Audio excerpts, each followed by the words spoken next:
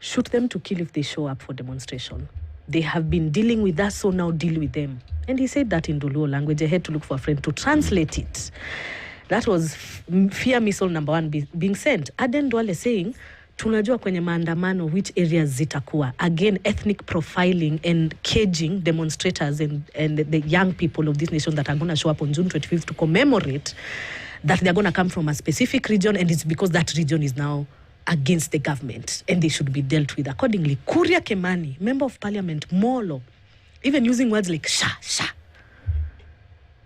instilling fear. And not the sha that is not the sha. No, si sha ile ya mapangale. Ya mapangale ndi mtaona. And this is the chair of the finance, a very senior member of parliament in Bunge. Kemani Ishungwa as well, terminologies and what they're saying. And then the CS of security goes on national television, is shown a clip of goons walking hand in hand with the police and says, no, I am not aware. But, you know, he was stammering, trying to explain how his officers were being seen with the goons. And so like you're saying, they're telling us you can picket, you can come and commemorate your fallen soldiers, but you're going to do it like this. And if you don't do it like this, don't blame us if anything happens to you on that day. I want us to remember that the work of the police is to differentiate peaceful protesters and goons. That is their work. It is not our work. It is not our work to start looking and saying, okay, our see way to police deal now. Because the police have already proven they don't even know how to differentiate. You can be holding your flag, selling masks, and you're going to die. You can even be sitting down saying, rest in peace, Rex Masai, and you're going to be shot dead. We have, Abby, as Italian, we have Mashujaa Day. That as a nation, we have even anchored it in our constitution, where we say that generation fought for our freedom. Now, and that was the first liberation. It is argued, depending on where one sits, that we are in a third liberation, which is economic liberation, and hence the uprising, the revolution regarding the finance bills from 2023, 24, and here we are. Now, if as a nation we truly perceive the incidents of June 2024 as an economic liberation call, a call against tax injustice, as a nation, because we all suffer the same predicament when it comes to tax injustice, if we appreciate that to be a national action, why can we not honor it the way we honor Mashujaa Day? It does not have to be a public holiday nationally and gazetted, but we can allow the friends and families and those who agree to the tax injustice that is happening in this country, allow them constitutionally and protect them to go and honor those people, because they are the heroes. No one argues. No one says, even the president recounted, he had called them terrorists and criminals, but he recounted. That's why they're even compensating them. Are they going to compensate criminals and terrorists? They are agreeing that an injustice prevailed, that these are national heroes, and they are calling for economic liberation of this country for all of us, whether you go to the streets or not. Can we not just honor them tomorrow, actually, and just join them, all of us, lay flowers, and go home? What do you think? Chris, I think that should be done mutatis mutandis, slowly by slowly. And advise those who are going to commemorate this event to take part in this commemoration, to have that as a memorandum that should be presented to the authorities, that we should set aside June 25th to be a day to remember those victims of police excesses. And I think it's a noble idea. But as I was saying earlier, before we went on a short break, you know, there's a constitution and there are laws. And also you are aware that there's what we call the Public Order Act. And that's what I was referring to. That when and after organizers of demonstrations have presented or have given notice to police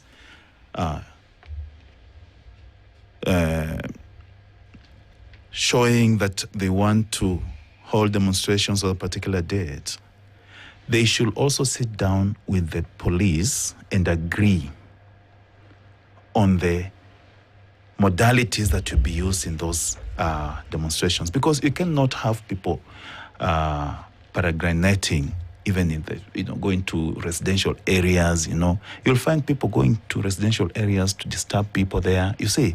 And that is what the police will not take the biscuit for. They will not sit down and look at people. It's the work of the police to ensure that now, protection. Chris, let me tell you this. Joe, Joe. Do you know the current, in the past I used to be told by my father that people used to fear police officers a lot. But nowadays, the current generation doesn't fear police. So when they see a police officer standing on their way, they will start shouting, provoking them. And, that kind of mentality needs to be stopped. When you're going for these demonstrations, just go peacefully, hold your demonstration in a manner that will not disturb or disrupt business. Because even these business people want to, they want to go about doing their daily activities, but they shouldn't be disrupted. We have had protests in the city. We have had people carrying placards, on Uhuru Highway up to Harambee Avenue, but not disrupting businesses. But when we see people going to disrupt business, I think it will be the purpose of the demonstration. A quick one. It's a commemoration. It should be a solemn activity. As Abby comes in, we have victims of police excesses who are shot within and around residential estates. We have clips of police shooting tear gas canisters here in Kasarani in estates. So even though we are trying to say that protesters then were seeking refuge, but the police followed them. Gong, the same. Some young kid in Kiambu, she was shot sitting in her sitting room. So Joe, Cheryl died cooking fish for her mother in Huruma. Yeah, Joe, if we had that order that I'm talking about, whose responsibility is it to effect the order? It is the organizers to go and sit with the police. Where does this happen? It where happens. people, I'm sorry, where does this? You remember in Paris during the protest in Paris? No. Let's come back to because we can talk about societies where there is an understanding constitutionally about what's supposed to happen for people. Now, you're suggesting that protesters in Kenya sit with the police to say, well, okay, this is how it's going to be. That's what your suggestion is. My suggestion would be here, and I'm asking if it makes sense, that how about you say, we are going to commemorate this day for the fallen. Your job as a security agency is to be present to ensure that these people who are wielding and brandishing weapons then are not allowed, and you can identify them. They know that is the expertise that you have. You know who these people are. You know, that's why you are the intelligence. That's why you are the security agency, because you know. Dennis doesn't know. I am a professional journalist. You are a security agent. There are things that I don't know about security issues. You do, so that you can look at 5 people in the room and your instinct through your training and skill will tell you who the dangerous one is. That's your job, to be present. That's why the police are informed, and that's why I'm asking. They're informed ahead of time that this is going to happen. So is it not their job to be present in that protest, to wield out these individuals who are going to infiltrate? Does that make sense? When did a commemoration of an event become or call for a total shutdown? Because I heard some politicians call on business people to shut down their businesses and saying that it will be a total shutdown in Nairobi. That alone is also inciting. It's an incitement. Such kind of announcements for people to join in. Made by politicians. They're not going to shut down businesses. They are saying, join us. You can close your business and join us. They're not calling for chaos. But then my line of thinking, Zwenan, then is based off statements that we're hearing, the political class giving, the government side giving. I see that as speaking from a point of information. When you talk about intelligence, they clearly know something that the rest of us don't. Know, yes. That the police then should take that information, summon these individuals, ask them what exactly they know to help them in providing security on the day. Yes. When you talk about protesters coming out and protesting and businesses not shutting down, because also the law says my rights end where yours begin, Yes, right? yes. If I have the right to demonstrate, you have the right to run your business. And it is the work of security agencies to ensure that everyone is protected within that jurisdiction. Yes. But there's a time we also had protesters, not the ones commemorating, where women were just saying end femicide. Yeah. They were beat up proper by the same security Yes, officer. they were. Thank you. know, so when you talk about protesters, examples have been given. Yes. We have intelligence, clearly security. I mean, government is speaking from a point of intelligence. Are we just saying that? When it is against the government, then mtapigwa proper. But when people are pro-government, they can demonstrate as much as they want, because we saw that in Eldoret. Yes. When people are demonstrating pro-government, even they came out with batons and saying, we are going to protect Eldoret. And even in Nairobi alone, they were protesting against the lady who died because of the tattoo. Nothing happened to them. The security officers were working with them, protecting them. So government can actually protect peaceful protesters. They just decide, because you're speaking out against us, we're not going to do it. I want to remind my uncle here, Philip, a tweet he did in 2023, and this is what he said. Officers in plain clothes have been dispatched to Kisii to deal with demonstrators tomorrow.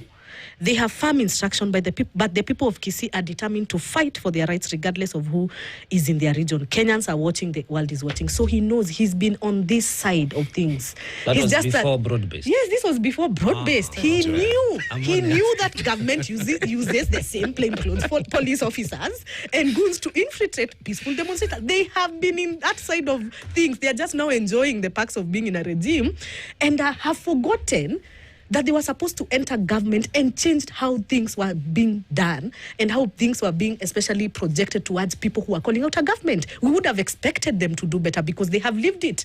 But now they have joined the same government that is now saying you have to do this demonstration in a certain way, otherwise still we are going to hurt you and there's nothing you can do for us. When leaders tell business communities close your business, they are saying that because we have seen how goons have handled the business community during demonstrations. And let me tell you, right now in Kiambu, in Nairobi, the business communities have been meeting to give their own security so that their premises are not attacked, because they know one thing: the government is not going to protect them. So can you imagine now private citizens have gone back to organizing their own securities that can match up the goods that are going to be out tomorrow, because at the end of the day, you do not want your businesses to be attacked. And that is government saying, we will not protect you. And the protection of your business and your life is solely your responsibility. All right. Okay. This is where we'll give you a final word on this because we're going to come to the end of this conversation, because tomorrow is June 25th. The day will come. And then it's the conversations that we have, not just around a day like this, but then for things that will happen in the future. Philip. Yeah, I think going forward, we need to be pragmatic and be able to understand that this country is greater than any one of us. We need to know that Kenya has come a long way from the days when the president would make a pronouncement and it becomes law, to the days when Kenyans have the right to speak their mind and say anything and whatever they want to say. But as we do this, we also need to be cognizant of the fact that we have the laws that govern this country. Even those in the executive are also governed by the same laws, just like the citizens are governed by the laws. So we should all be respecters of the rule of law, be respecters of the laws that are there to protect our country and the integrity of this nation and the sovereignty of our country. Let us be lovers of our country. As we go out there to demonstrate, let us not make Nairobi look like a Kinopsia, a dead city. You demonstrate and let the people who are doing businesses continue to do their business as uninterrupted. Let's not see cases of people looting shops, cases of people going to like I saw the other day, young people playing football and throwing the same ball at police officers. That's provocation. Don't provoke police officers, because they're also human beings, just like we are human beings. Let us love this country, and let us be doers of good deeds. And I think we finished by saying, mutandis mutatis and the cunoptia. Let's just respect the law. Philip Atale. He's the Director of Communications for the ODM party. Abby's winner, political analyst and part of Linda Monainchi. Thank you for being here tomorrow. Rather, for being here today. And thank you for being there tomorrow. Yes, I'm going to be there on the streets commemorating. I will never miss a demonstration. You'll I'm carry not a going to meet. I always carry a flag and a t-shirt written, the people shall mandatory. Okay. Not may, optional, mandatory exercise their democratic right. I'm going to be there joining the young people of this nation to commemorate who and what defined us as the young people of this nation on June 25th. Are you inviting Italy? And I invite you, Italy. No, please thank come. you. I've had enough tear Or please gas. allow Kasmuel to come and Alionia, because Kasmuel was part of us, even if right now, allow him to come and join us. Italy had enough in PC in 2023. Asante Sana, both of you. We'll talk again soon. Good morning. This is the Situation Room, the only way to start your day. This is the Situation Room, the only way to start your day. Ukitaka kuona wanyama, it's just Nairobi National Park, the only national park within a city. Beautiful, beautiful. Yes. The proverb comes from the coast. Pesa za urongo zina mwisho. In English, money made from lies has an end. How would you interpret it?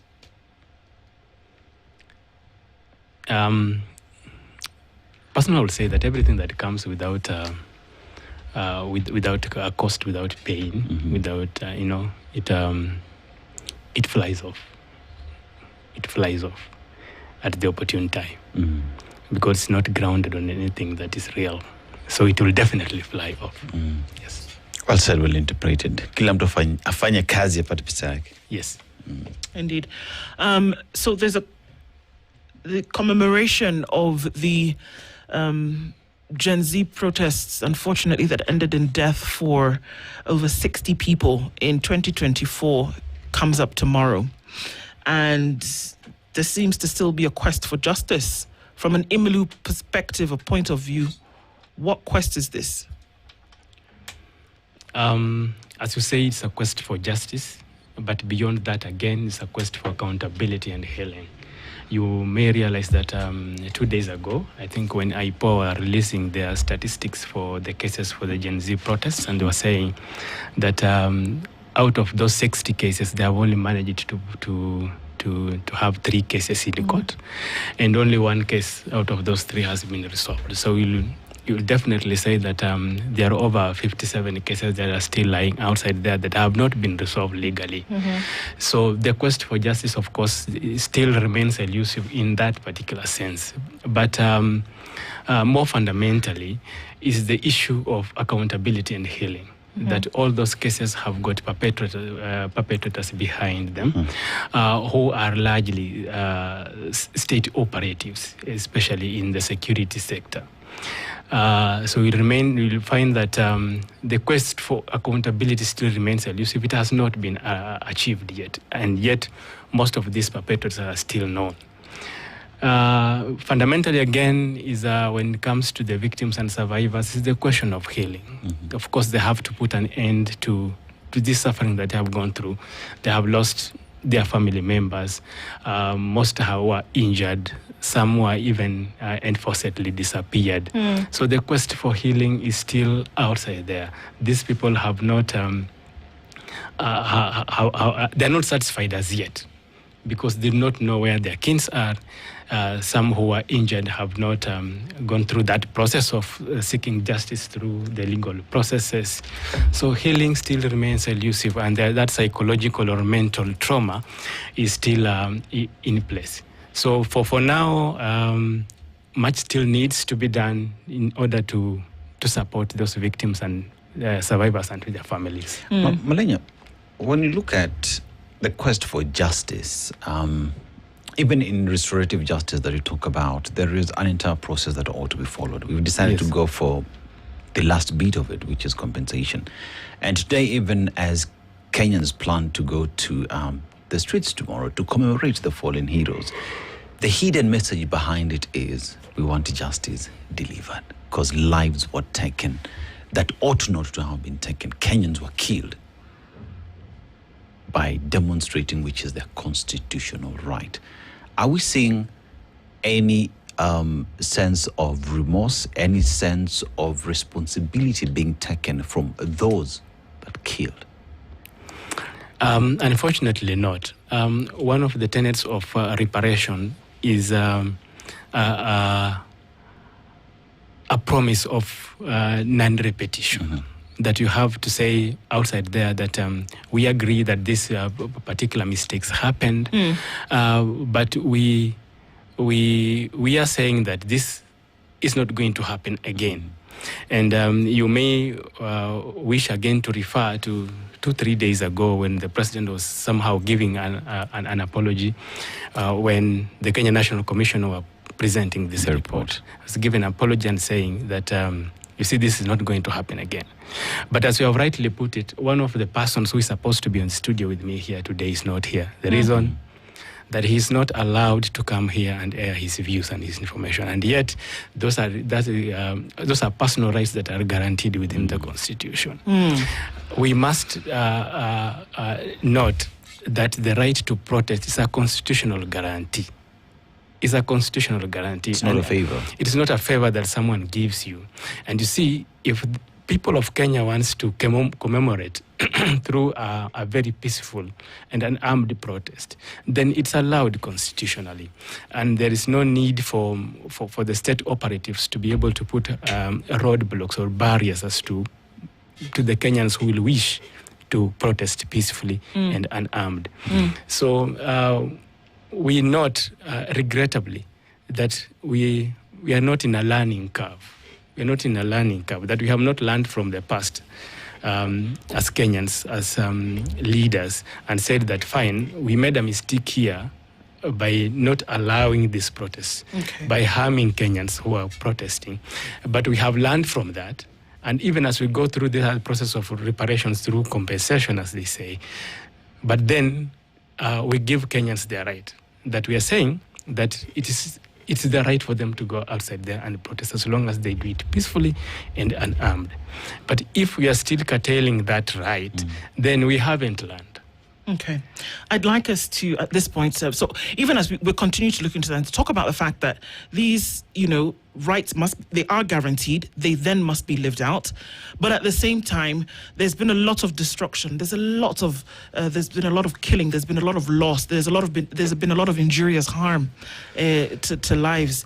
And then there still seems to be the continuous curtailing of these freedoms. Joining us on the line right now is Anthony Karumba.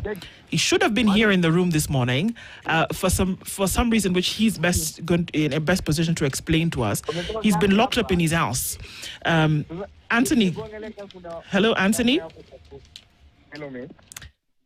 Hello, Anthony. Good morning. And how are you doing? Good morning. I'm doing good. Talk to us about why you're not here in the studio with us. Well, first of all, let me begin by apologies.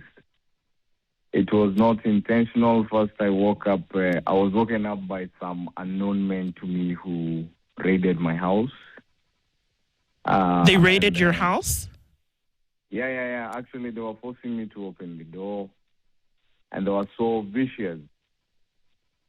So that gave me some tension, and they were not able, or they were not even willing to disclose who they were. And some of them were just in hoods.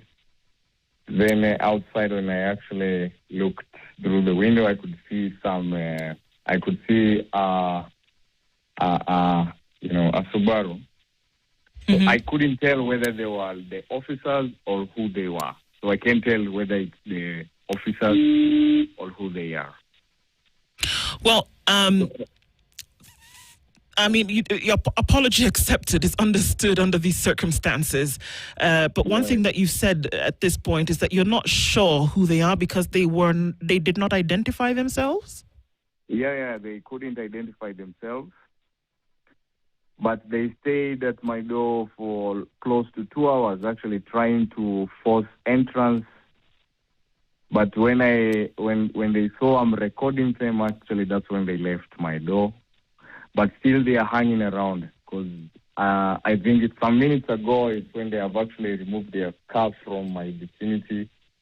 I don't know, but they are still around because I could see them around with hoods. So I don't know who they are. Anthony, why would they be trying to force entry into your home, and why would they still be hanging out? Because, you were supposed to be here this morning at 9 o'clock. That means you would have wanted to leave maybe a couple of hours ago.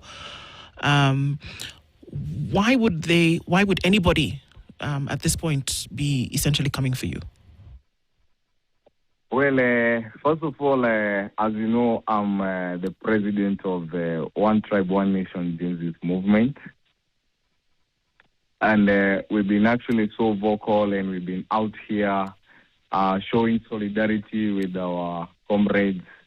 And of course, even this week, since last week actually, we did a press giving our people directions in terms of the long-awaited commemoration that is tomorrow. So I'm suspecting probably that is what is in connection with their search for me. You also gave a presser yesterday. What did you say? I mean, we heard, we know, but we'd like to come from you. What did you say that may have given anybody jitters yesterday? Well, what we said actually is that there will be no protest tomorrow. And we were very specific because we are saying we cannot really celebrate our fallen by adding more fallen. So we are doing this at least to protect ourselves, because we have realized there's a lot of tension, there's a lot of even the threats you can hear even from some of the government officials, what they are issuing threats to the young people that if you show up in the streets, you will face the full force of law. And you see, that's the same thing they actually told us last time. We have seen right from 2024, every other protest that we have done as the Gen Z, right from 25th, Sabasaba, during, Ojwang's justice protest, every other time and every other protest, we have actually experienced killing. We have experienced brutality. So this time round, we really don't want to lose more lives as the Gen Zs, because you see, when we began this protest, it was actually within the policy of good governance, fighting corruption, fighting tribalism, fighting injustices, and advocating for transparency and accountability in leadership. But you see now, when we began this, we came as leaderless, we came as tribeless, we came as partyless and faceless. However, along the way, we have actually had and experienced like a hijack of some political people. Like this time round, you see the people who are announcing or who were actually purporting to be planning this even took the letter to the police, the Vigilance House, to inform them of this protest on our behalf. It was the political class. And you remember, us as the Gen Zs, we have always been clear that we are the movement is not for the politicians. The movement is not for a certain individual. The movement is a cause for good governance, and that means the movement is for the people. And the movement is the policies and principles that we as the Gen Zs believe in, of good governance and of corruption, accountability and transparency. Karumba, want to ask the question, sorry to cut you short. When these individuals showed up at your premises, there has to be someone who granted them access to all the way to your house. So the security officers where you live, that would be your security, or the caretaker, were they informed? Have they told you exactly who those people told them they are? Well, in my apartment, actually, the security lives at around, is there the whole night until 6 a.m. in the morning. That's when they leave and exchange with the one for the day shift. But now the one for the day shift, I was told he was not there. So these guys, it's like when the security left, I haven't actually accessed the information on how they got entrance into the premise. But all I know is that they have been at my door for like 2 hours. Because what actually woke me up from sleep, it was Mlango ilikuwa inapigwa mateke. And they were trying, like, they want to break the door. Fortunately or unfortunately, they were not able. So when they saw me recording, they left. So I can't really tell but I'm actually trying to access the CCTV footage because we have the CCTV, and of course that will actually give me, it will actually open up what transpired or how they got in. Okay, thanks for that, Anthony. If you just stay on the line for just a few minutes, because also we're in the studio with Simon, and just, of course, having this conversation because, I mean, you've all talked with each other before. Does this stop in any way? We're just going to hear from you first before we come to Simon so that we can, obviously let you go. Does this stop the resolve to come out and say that there must be justice, even as you commemorate, even as the nation commemorates tomorrow and beyond tomorrow? Does you now being holed up in your house, because from my understanding, it doesn't sound like you're leaving anytime soon. Does it stop the resolve in any way? Well, as the Gen Zs in the spirit of oneness and within the confidence that the spirit of confidence that is in us, we are saying aluta continua, meaning our comrades that actually we lost since 2024, 2025, and even on Sabasaba and all those protests, those are our heroes, and therefore nobody can stifle the movement. Nobody can actually stop us or sell fear to us, thinking that actually we can stop. Because you can sometimes try to sabotage the revolutionaries, but you cannot stop the revolution.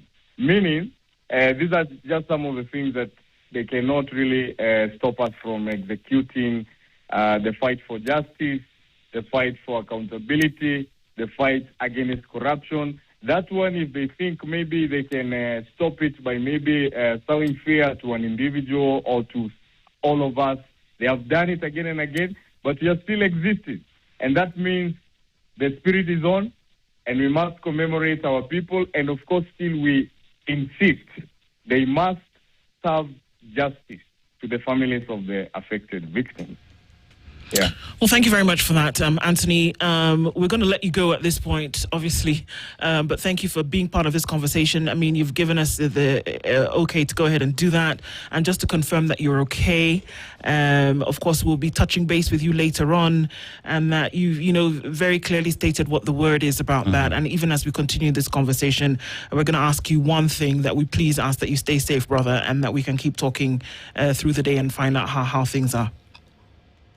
Sure. Asante sana. Thank you very much. Asante. Be safe. Talk soon. Thank you. So even as we continue this, I mean, just for folks who are not really sure, Anthony Karumba was going to be here with us in the studio to discuss this, and from his rendition of events this morning, he's been holed up in his house. He's not been able to get in. There are folks who are trying to break into his house earlier on, and that vehicle has been parked outside of his residence for a while now. Although it's no longer in the front of his house, it's relocated to somewhere else, of course, because of the demands on justice. And Simon, even as we hear what we've heard from Anthony this morning, it sounds like it flies in the face of some of the things that you were talking about earlier, whereby these freedoms must be guaranteed. They can be in the paper, but they must be guaranteed so that Anthony or Rebecca or Elizabeth or John can walk out of their house in the morning without fear of having been abducted or without fear of being challenged over something that they said which was, in line with the freedom. Yes, and perhaps that gives us a way of thinking that there are some of these constitutional guarantees or laws that fly perhaps in the face of some people, that they really don't like them. That while those guarantees are there, they still hold on to some of these barbaric and dictatorial tendencies. And it's quite unfortunate because the number one standard of good leadership is adherence to the rule of law.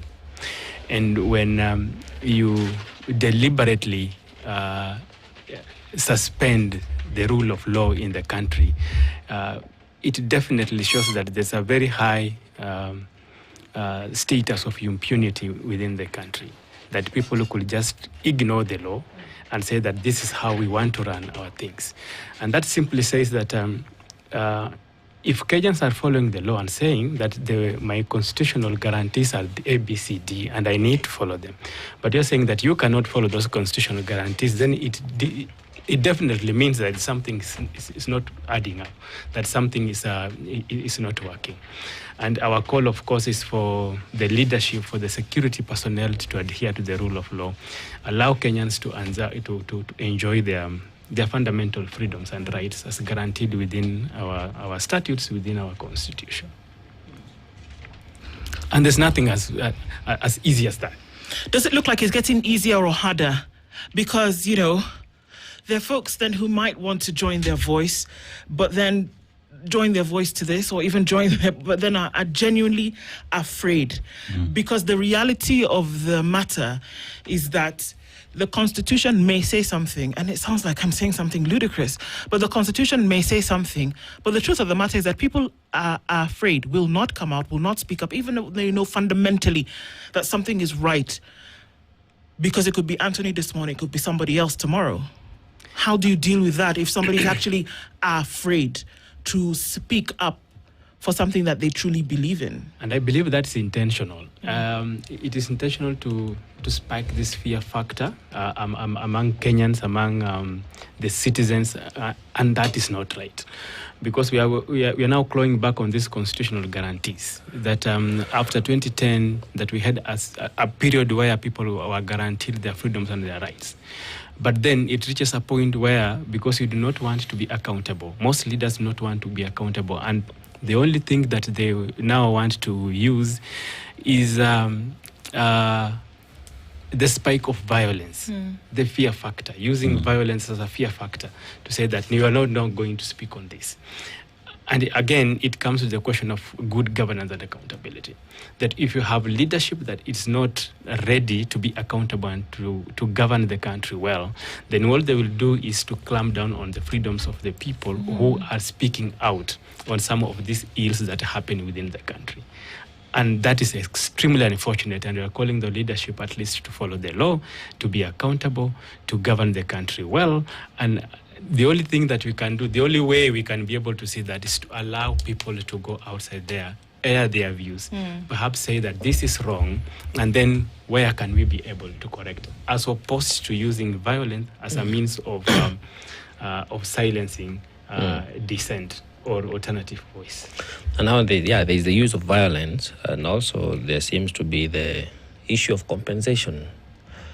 And the issue of compensation raises quite a number of concerns. That one, we are talking of victims, people either who have died, others are nursing injuries which are life-changing, and others have disappeared, and the significant others have no way of telling where their person is, which is more traumatizing, arguably, than, none is better. You cannot say that rather have died than disappearing unknowingly. But all these things are playing out. Do we sit around from where you stand and in the spaces you agitate for justice, and appropriate medical and legal and also psychological support for the victims? In the spaces where we are, is there, because earlier on in the day we were talking about the root cause.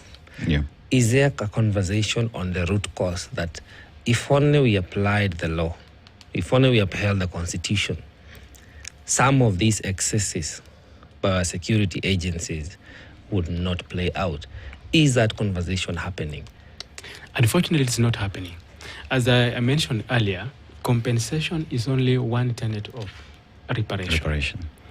And perhaps to most of us in this space, it is actually the minimal, the smallest tenet of reparation. One of the tenets of reparation is satisfaction, that this person have healed. Someone has stood outside there and say that we acknowledge the mistake that was done and it's not going to repeat itself again.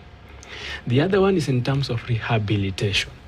That fine, these people were injured either physically or psychologically, and they will be able to be rehabilitated, to be supported both medically and psychologically to heal.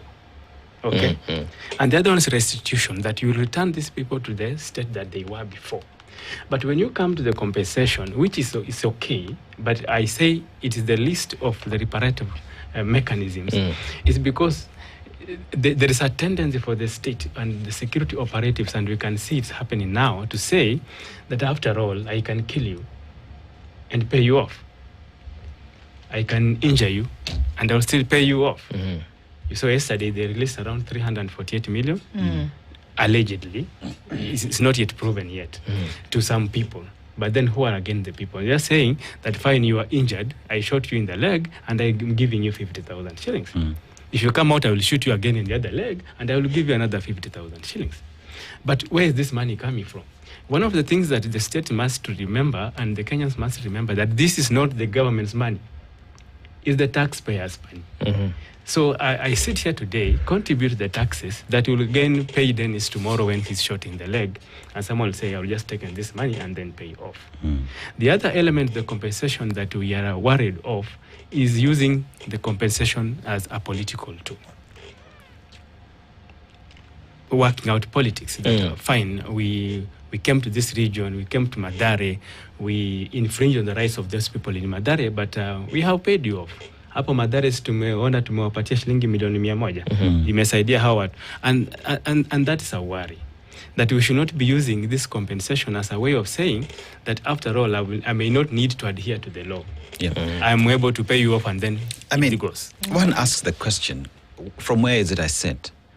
The person who shot me, killed me, injured me, gave the order, cannot be the very same person as well who comes up with the decision on what fits me, how much they will pay me, without the promise of it not happening again. Because then you become the judge, the executioner, the jury, all these things lumped together. Because where even protesters sit today, why there is even all this conversation, is because on one hand, shoot on the head, shoot to kill, shoot on the leg, right? Yes. On the other hand, I am sorry, we shot you, we will pay you off. But then again, your luminaries are again seeing you can come protest, but you can't really guarantee what will happen to you. Are we really being honest when we talk about the constitution, which is here and everybody is under here? Others have taken it in reverse. But are we really serious or intentional in just respecting the law? And that's what I was mentioning, that you're saying